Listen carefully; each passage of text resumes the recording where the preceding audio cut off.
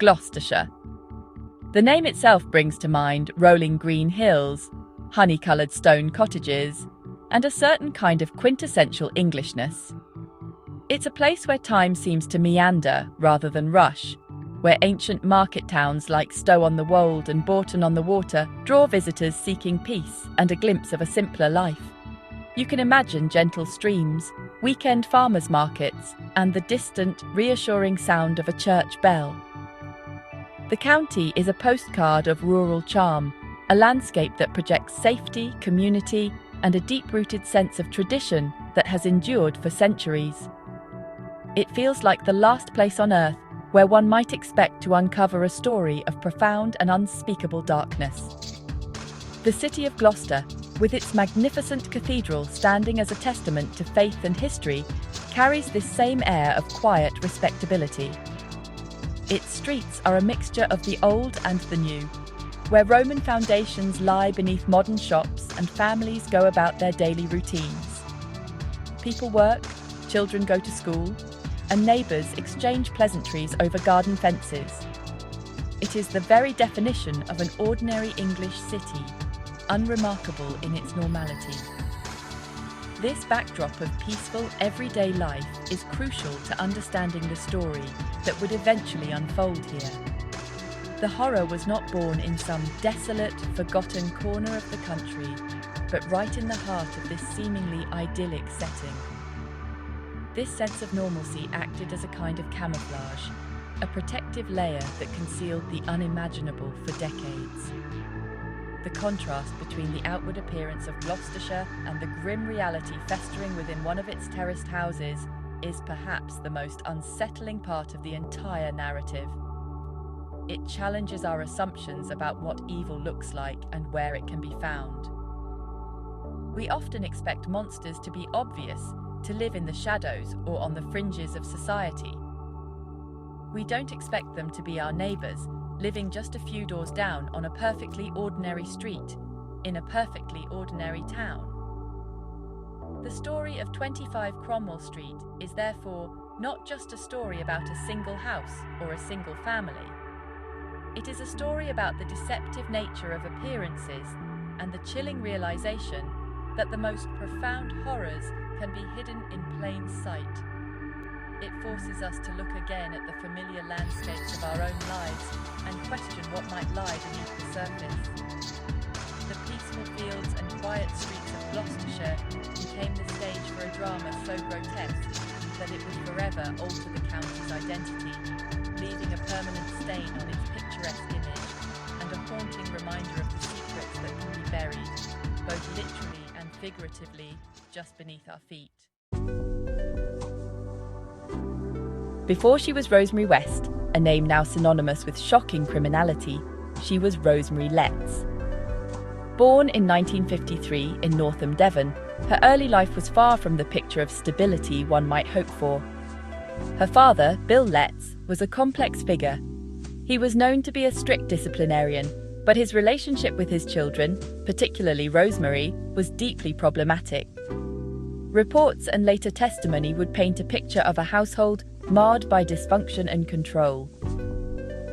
There was a darkness in the Letts family long before Fred West ever entered the picture, a foundation of psychological turmoil that would shape Rosemary's future in devastating ways. Her mother, Daisy Letts, was often unwell and seemed unable to shield her children from the oppressive atmosphere created by her husband.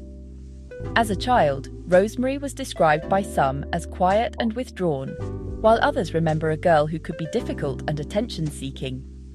These conflicting accounts hint at a young person struggling to navigate a confusing and damaging home environment. The early signs of trouble were there, embedded in the family dynamics. The psychological landscape of her childhood was one of control, fear, and blurred boundaries, creating a fertile ground for the distorted views of relationships and morality that would later define her life. The most disturbing element of her upbringing involves the allegations of abuse she suffered at the hands of her own father. This early exposure to profound betrayal and exploitation is a critical piece of the puzzle. It is not an excuse for her later actions, but it provides a context for the damaged individual she became. Psychologically, such experiences can shatter a person's sense of self-worth and warp their understanding of love, power, and consent. For Rosemary, it seems to have erased the line between care and cruelty, setting a precedent for the abusive relationships that would follow and the one she would ultimately help to create. By the time she was a teenager, Rosemary West was already on a troubled path. She left school with few qualifications and seemed to be drifting, searching for an escape from the oppressive world she had known. It was in this state of vulnerability and aimlessness that she would cross paths with a man who would not only offer her a way out, but would also lead her down a path into an abyss of unimaginable horror. She was just 15 years old when she met Fred West, a man more than twice her age, who seemed to recognize in her a reflection of his own dark impulses. The meeting of Fred West and Rosemary West in 1969 was a fateful collision of two deeply damaged individuals. Fred, already a man with a violent past and a history of abuse, was working as a builder and driving an ice cream van. He presented himself as a charismatic, if slightly rough around the edges figure. For the teenage Rosemary, who was desperate to escape her own troubled family, he likely represented a form of freedom and adult authority. He offered her attention and a way out of her life in Devon. She quickly fell under his influence, leaving her family home to move in with him in Gloucester. Their relationship was not a typical romance. It was a partnership built on a shared foundation of deviance and control from the very beginning. Fred West did not seek to rescue Rosemary from her past. Instead, he seemed to cultivate and exploit the damage that was already there. He introduced her to a world of dark sexual proclivities and began to groom her, not just as a partner, but as an accomplice. He was the dominant force, the architect of their depraved world, but she quickly became an active and willing participant. Their union was less a meeting of hearts and more a fusion of pathologies. The early years of their life together were a rehearsal for the horrors to come. They moved between various lodgings in Gloucester before eventually settling at 25 Cromwell Street. During this time, the dynamic of their relationship solidified. Fred was the master, but Rose was his enthusiastic apprentice. She participated in the abuse of other young women they brought into their circle, and she became a key figure in luring victims. This was not a case of a woman being coerced against her will for decades. It was a collaborative enterprise, a twisted form of teamwork where each partner played a vital role in the perpetration of their crimes. The power dynamic between them was complex. While Fred was the older, more experienced predator, Rosemary developed her own brand of cruelty, particularly towards the young women who lived with them, and later, her own children. She became the enforcer within the home, the gatekeeper of Fred's perverse kingdom. Their partnership became a closed, toxic system, isolated from the outside world. Within the walls of their home, they created their own set of rules and their own twisted morality, a universe where their darkest fantasies could be enacted without consequence, or so they believed for many years.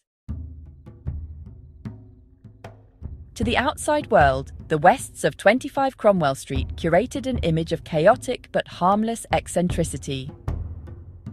They had a large, ever-growing family, and the house was always bustling with the noise of children playing.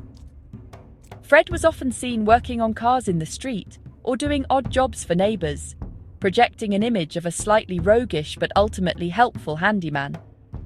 Rosemary, or Rose, would be seen taking the children to school or shopping in town.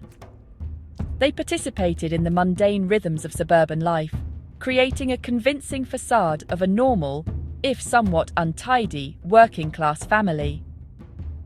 This ordinariness was their most effective weapon, a cloak of invisibility that allowed them to operate without suspicion. Behind the front door, however, 25 Cromwell Street was a place of unimaginable terror. The house was a prison for their own children and for the numerous young women they lured inside.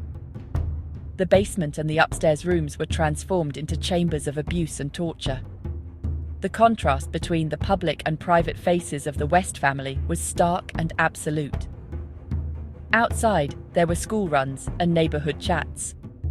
Inside, there was a systematic regime of violence, degradation, and psychological torment. This double life was maintained with chilling discipline, a testament to their complete lack of empathy and their profound capacity for deception. The victims of the Wests were often vulnerable young women, many of whom were runaways or lodgers seeking a place to stay. They were drawn in by Fred's initial charm or the promise of a room and board. Once inside the house, they were trapped. The abuse they endured was horrific and systematic. The Wests acted together, their crimes a shared project. This was not the work of a lone killer, but a deadly duo who enabled and encouraged each other's worst impulses. The victims' stories are heartbreaking tales of trust betrayed and lives stolen in the most brutal manner imaginable, all while the world outside remained oblivious. The children of Fred and Rosemary West grew up in this house of horrors, living in a constant state of fear. They were witnesses to and victims of their parents' cruelty. They were taught to keep the family's secrets, threatened into silence about the screams they heard, and the strange comings and goings of the young women who would stay for a while and then disappear forever. The house at 25 Cromwell Street was not a home. It was a carefully constructed trap, a place where the veneer of family life concealed a charnel house, and where the sounds of children's laughter in the garden masked the silent screams from the cellar. For years, whispers and unease circulated around the West family, but they never quite coalesced into a full-blown investigation. Neighbours noticed the high turnover of young female lodgers who seemed to vanish without a trace. Some recalled foul smells coming from the garden or strange sounds at night. The West children, often appearing neglected and fearful, would sometimes hint at the strange and frightening things that happened at home. Social services were involved with the family on numerous occasions due to concerns about the children's welfare, but the true extent of the depravity within 25 Cromwell Street remained hidden. The system saw pieces of the puzzle, but never managed to put them together. The beginning of the end came from within the family itself. The West's children, now older, began to speak more openly to authorities about the abuse they had suffered and witnessed. A crucial turning point occurred when the police began investigating a report related to the disappearance of their eldest daughter, Heather, who had last been seen in 1987. Fred and Rose had long claimed she had run away to work at a holiday resort, but as police pressed Fred on the matter in 1994, his story began to crumble.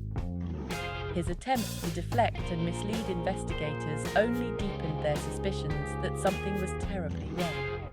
Armed with a search warrant and driven by mounting evidence from witness and family testimonies, the police finally entered 25 Cromwell Street in February 1994. The initial search was for Heather. Fred West, in a series of chillingly casual confessions, eventually directed officers to the garden. He told them where to dig.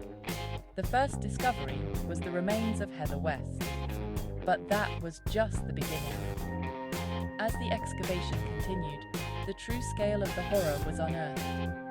The garden, the cellar, and even the bathroom floor concealed the remains of more victims. The house was not just a home, it was a graveyard. The discoveries at 25 Cromwell Street sent shockwaves through Gloucester and across the world. The police meticulously excavated the property, unearthing bone after bone.